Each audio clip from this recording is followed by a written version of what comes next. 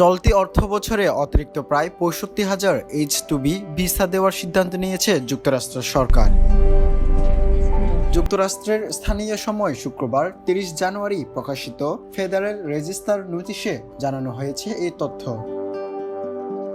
নোটিশে বলা হয়েছে, দেশীয় শ্রমিক সংকটের কারণে যেসব নিয়োগকর্তা গুরুতর আর্থিক ক্ষতির ঝুঁকিতে পড়ছেন তাদের সহায়তার লক্ষ্যেই এই অতিরিক্ত ভিসা দেওয়া হবে।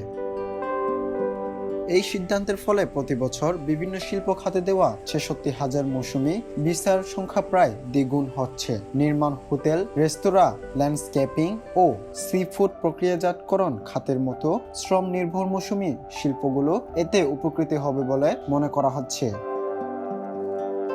হজ যাত্রীদের ভিসা নিয়ে সরকারের নতুন বার্তা।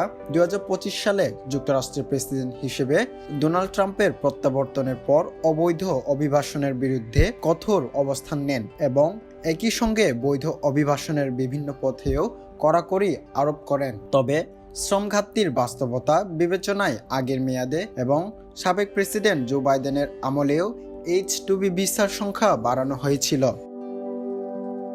মৌসুমি ব্যবসার মালিকরা দীর্ঘদিন ধরেই অতিরিক্ত ভিসার দাবি জানিয়ে আসছিলেন, বিশেষ করে নির্মাণ ও আতিথেয়তা খাতে শ্রমিক সংকট প্রকট আকার ধারণ করে ট্রাম্প প্রশাসনের কঠোর অভিবাসন নীতির কারণে।